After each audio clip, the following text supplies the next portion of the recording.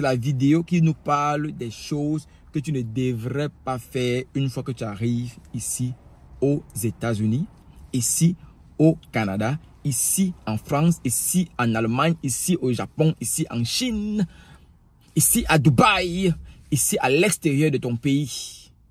C'est la partie 2. Vous êtes prêts? Let's go.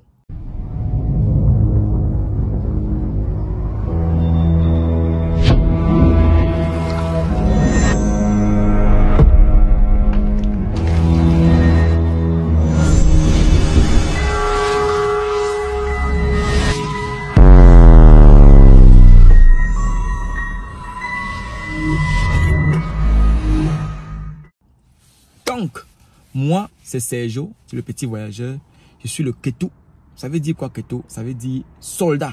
Soldat de la vie, soldat de la route, soldat dans l'armée américaine. Au jour d'aujourd'hui, je rends grâce et je dis merci pour cette opportunité qui m'a été donnée de représenter les couleurs des États-Unis.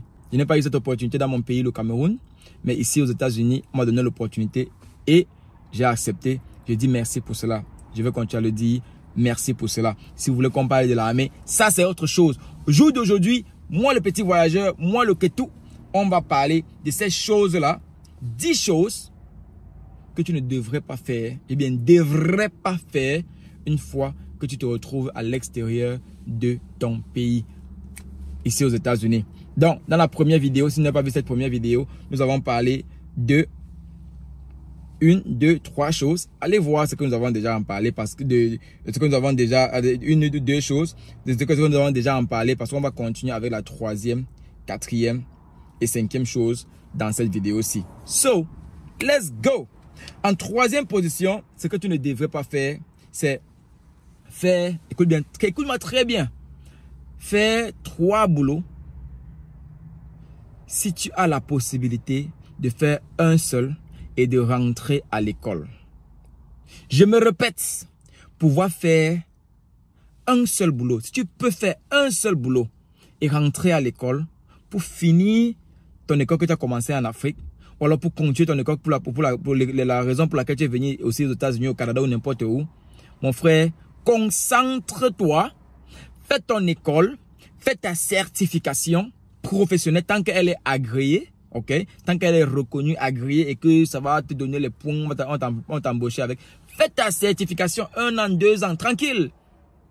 Ah oui, j'ai fait assistant médical ici, c'était une formation de 1 an. Avec ça, j'ai trouvé le boulot, tranquille. Et c'est à vie, certification, ça se renouvelle chaque année. Mais avec ça, au moins, tu es sûr que tu as toujours le travail. Quand tu es certifié, quand tu as la certification d'assistant médical, assistant dentaire, tout ce qui est assistant, là, tout ce qui est médical, tout ce qui est la mécanique, fais ta certification 6 mois, 1 an. Pourquoi pas même IT? 6 mois, 8 mois, 1 an. Tu vas dans la technologie IT, tu fais ta certification. Crois-moi, pendant que tu as ton un boulot, c'est bon. Si tu as l'opportunité d'avoir une famille ou quelqu'un qui va te back up, qui va t'assister, qui va te tenir la main, comme ça devrait l'être, ok? Rentre à l'école et finis ton école de 3 ans, 4 ans à l'université. Sors avec ton master, sors avec ton bachelor qui est à 3 ans, master qui est à 5 ans. Et après, même cette famille-là, même cette personne qui t'a tenu la main va te dire merci. Parce que tu es une fierté pour cette personne-là d'abord et ensuite, tu vas pouvoir assister, tu vas pouvoir tenir la main de quelqu'un d'autre parce que tu pourras en ce moment. Mais faire 1, 2, 3 boulots parce que tu chasses le dollar, parce que tu chasses l'euro, mon frère, crois-moi, le dollar va te chasser demain. Tu m'entends? Le dollar va te chasser demain. Ce n'est pas ça la vision, ce n'est pas ça la priorité, ce n'est pas ça la position à prendre. C'est d'abord l'éducation. Éduque-toi. Si tu n'es pas éduqué, mon frère. Non. C'est au pays chez nous là-bas que l'école ne sert à rien. Moi, je vous dis aujourd'hui, l'école est bon. C'est Kuba Pum. C'est ce qu'on dit chez nous. C'est Kuba Pum. L'école est bien. Oui, l'école est bien. Tu fréquentes ici, là, tu as ton diplôme, tu as ta certification. C'est dans ta poche. On dit, qu'est-ce qui es-tu? Je suis soldat dans l'armée américaine. Je suis spécialiste en transport. Je suis certifié certifié assistant médical. J'ai mon CDL. Je suis conducteur professionnel. Mon CDL. Commercial driver license. J'ai ma licence en conduite professionnelle. J'ai ma licence en mécanique. J'ai ma licence en ceci, en comptabilité, en management. Je suis un coach. Donc tu sors tout le résumé comme ça. Là. On va ouvrir les yeux. Ah oui, on va t'interpeller, on va t'appeler, on va t'inviter. Dépose-moi le résumé. Travaillons ensemble. Voilà. Donc c'est important d'avoir des certifications, de rentrer à l'école, de finir sa formation. Je suis docteur. Oui. Tu gères toute ta génération. C'est important. C'est important. Si nos parents n'ont pas pu fréquenter, fréquentons. Donc, si tu peux faire un seul boulot, rentrer à l'école, oui. Avec ton boulot là, tu gères les bases, tu gères tes factures, tu gères tes responsabilités, mais ton école ne souffre de rien. Ça, c'est le troisième point. Quatrième point. You ready? Are you ready? Dépose en commentaire d'abord. Like la vidéo aussi. Dépose en commentaire ces erreurs-là que tu as commises so far. Que tu as commises depuis que tu es à l'extérieur de ton pays. Ok? Dépose en commentaire. Ou alors, dépose aussi en commentaire ces erreurs que tu sais que tu ne vas pas commettre. Que tu ne vas pas commettre. J'attends de voir ça en commentaire et on va en discuter. Quatrième position. Vivre au rythme des cartes de crédit. Je me répète, vivre au rythme des cartes de crédit. Dépenser, ça veut dire quoi? Dépenser sans avoir de disponibilité. Nous sommes aux États-Unis, nous ne sommes pas au Cameroun. C'est-à-dire qu'au Cameroun, tu veux manger, tu sors tes 250, tes 500, tes 1000 francs, tes 2500, 5000, tu payes, on te donne la nourriture. Ici, aux États-Unis, oui, nous avons les cartes. Nous sommes les cartes là même. J'étais lecture que je me dois casser ma carte parce que j'ai dépensé, j'ai vidé ma carte de crédit parce que je suis parti dans une boutique, on me dit oh c'est quoi ton nom, c'est quoi ta sécurité, ton numéro de sécurité sociale, c'est quoi ton adresse, tu veux l'argent, on a l'argent pour toi, te donne même $5000, on a l'argent pour toi, tu peux prendre ton temps, tu envoies $10, tu envoies $50, il n'y a pas de problème, tu veux l'argent, on te donne. Je dis que tu me demandes si je veux l'argent, donne d'abord. J'ai pris l'argent, j'ai mangé. Rembourse alors maintenant. Mais c'est un piège. Parce que, comme on te donne $500 ou bien $5000, là, tu vas payer même $15,000, tu vas payer même fois 3. Tu vas payer même fois 5, même fois 10. Si tu n'es pas sage, si tu n'es pas wise, si tu n'es pas un don dans la tête. Donc du coup, dépense, vis au rythme de tes moyens. Vis aux dépenses de tes moyens. Ok? Dépense l'argent que tu sais que tu as dans la poche. Si tu veux même prendre les cartes de crédit, c'est pas mauvais de prendre les cartes de crédit, c'est conseillé de prendre les cartes de crédit. 1, 2, 3 cartes de crédit, c'est bon. Avec la carte de crédit là, tu dépenses ton carburant, tu as l'argent du carburant, tu rembourses directement. Donc tu swapes la carte, tu glisses la carte de carburant, après tu rembourses directement. Tu as ta carte, que tu payes ta facture, tu rembourses directement. En 2 semaines, maximum 1 mois, tu rembourses directement. Tu ne veux pas accumuler les dettes dans ce pays. Sinon, ça te rattrape. Ok? Ça te rattrape.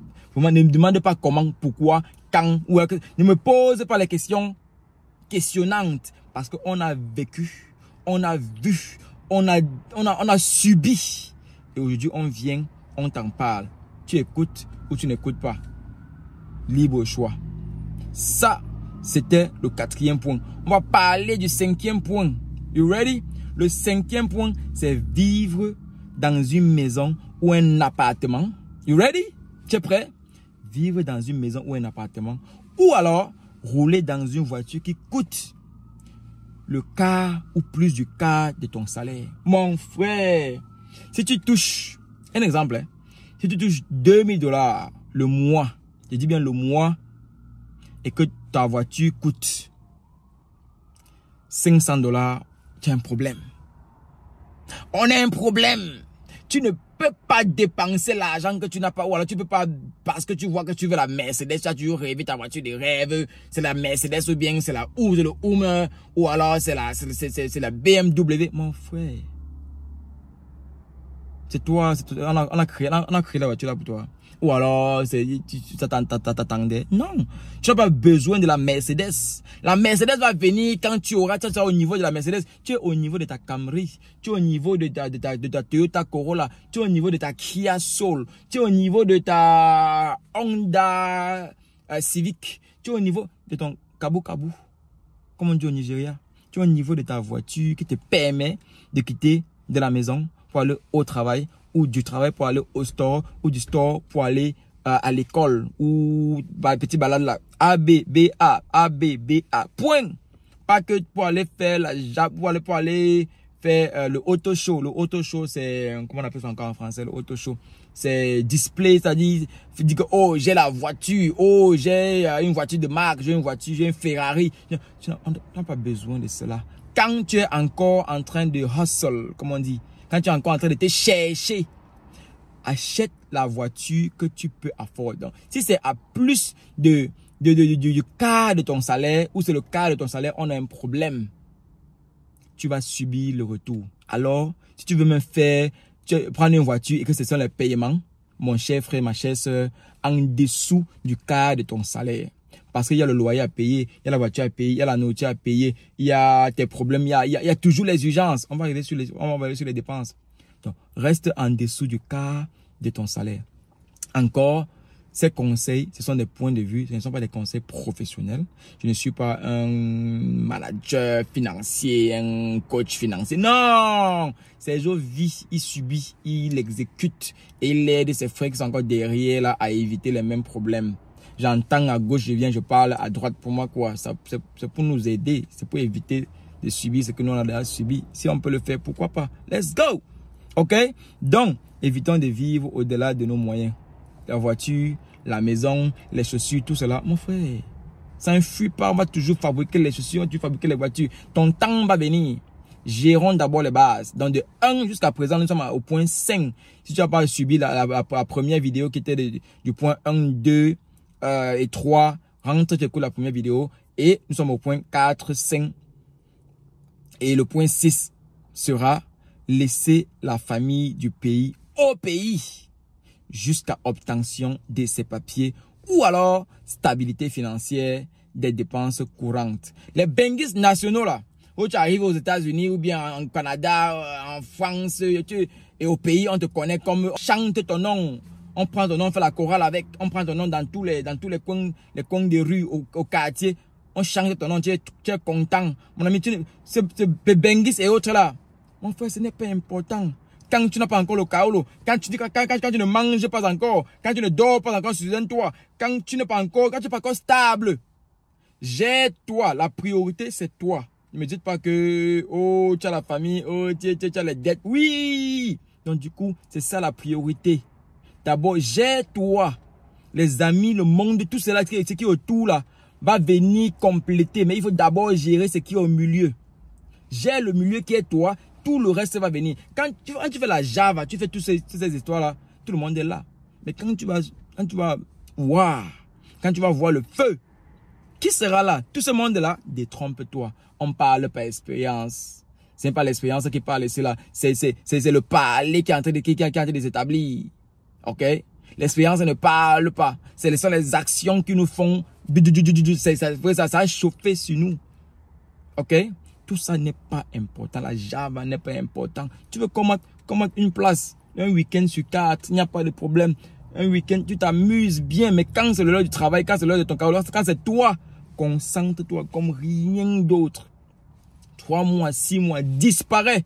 Concentre-toi sur toi. Ton carrière, si tu n'as pas de situation légale aux États-Unis, au Canada, en France, à l'extérieur, tu pars où? Ça sert à quoi? Ça sert à quoi? Ça ne sert à rien. Très important. Ok? Ils vont parler. Mais encore, je voudrais dire, il y a toujours des urgences. Il y a toujours des exceptions. Il y a toujours la mère, il y a toujours la grand-mère, il y a toujours la tante, il y a toujours les cas exceptionnels. Parce que je ne suis pas quelqu'un qui célèbre les deuils. Je célèbre les malades. C'est-à-dire, j'assiste les malades. Ça, c'est moi. Hein? J'assiste les malades. J'aide comme je peux aider. Mais quand tu m'annonces qu'il y a le deuil là, mon frère, je vais encore faire quoi avec le deuil? Il ne peut pas aider pour le deuil. Il ne peut pas aider quelqu'un qui est malade. Il peut aider quelqu'un qui a fait l'accident. Il peut aider quelqu'un qui c'est chaud sur lui, qui n'a pas mangé 1, 2, 3 jours. On fait un petit projet qu'il va manger. Il va manger sans avoir besoin de moi. Mais il dit qu'il va aider le deuil. Je donne aussi pour donner. Moi, c'est la vérité. Je donne pour donner, pour assister comme ça. Mais je n'assiste pas parce que je sors d'aider. Je n'aide pas quand quelqu'un est mort. Je suis les larmes assis, achetant le cercueil, on enterre. Mais le reste là. Donc, concentrons-nous d'abord sur l'essentiel. Et le pays là, on laisse le pays au pays. Laissons le pays au pays. Gérons la situation urgente qui est ici. Ça, c'était la deuxième partie